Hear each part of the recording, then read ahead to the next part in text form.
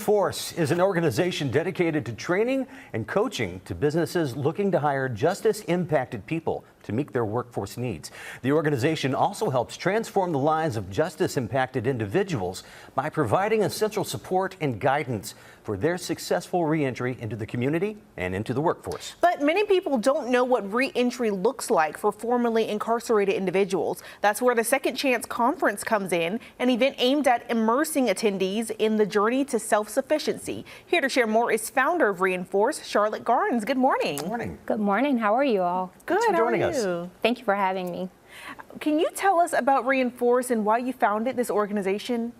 Sure. Reinforce is the nonprofit, as you stated, that provides workforce development to justice-impacted individuals. We also provide support to businesses looking to include justice-impacted individuals into their labor force. In addition to that, we provide supportive housing to women coming out of jail and or prison who may have challenges seeking or obtaining housing due to a conviction history. And most recently, we added mental health services for those impacted by the criminal legal system, and also we provide support around civic engagement. Charlotte, why was it important for you to create just this hands-on experience like this, rather than just, I don't know, hosting a traditional discussion or panel?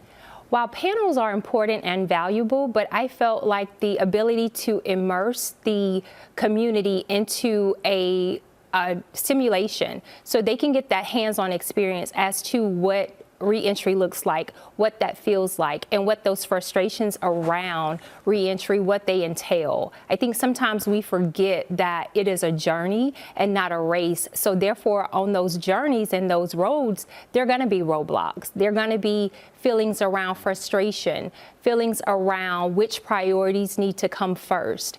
And sometimes those things are not what the community or society may feel like are smiled upon, but to express and to show the community that that journey is difficult. Now, what exactly happens during the reentry simulation, and what can participants expect to do and feel during this experience? So what typically happens is the participants will receive a role for someone who's returning from incarceration and or jail. And through that profile, they'll go through the weeks of reentry. They'll look for housing, they'll look for employment, they'll look for opportunities to go to court, probation and parole, paying fines and fees, but they'll also face roadblocks, what those roadblocks look like. They'll go apply for a job and be told no because of a conviction. They'll have instances where they thought they were rebuilding relationships with families and family says no.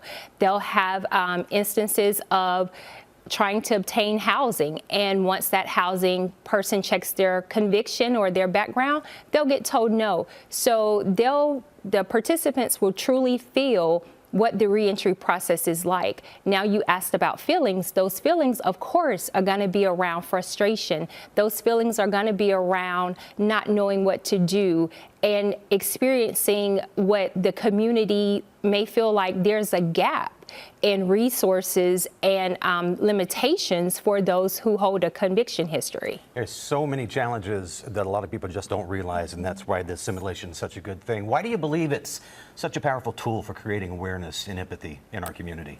Because I think when people operate from a spirit of empathy, they get it, right? When you asked about the panels and those things, I think there's a level of education that comes around panels and workshops. But when you hold the simulation, you hold a level of empathy. You hold a level of people able to truly walk in the shoes of someone who's experienced incarceration. And from there, I think eyes are open and there's an opportunity for voices to be heard.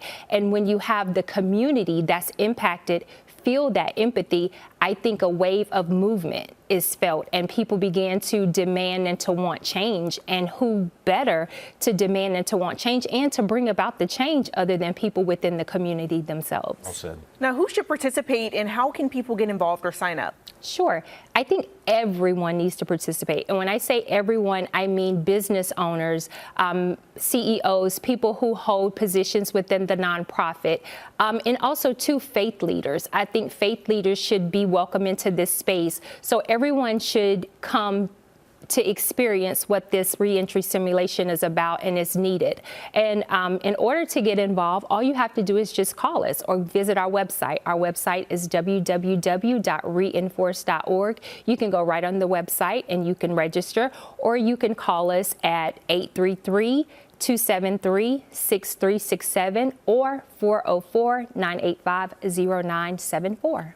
Reinforce.org is the site to get all the information for the event on the 16th, and it is founder Charlotte Garnes with us. Charlotte, thank you so much for sharing the info. Thank you for having us.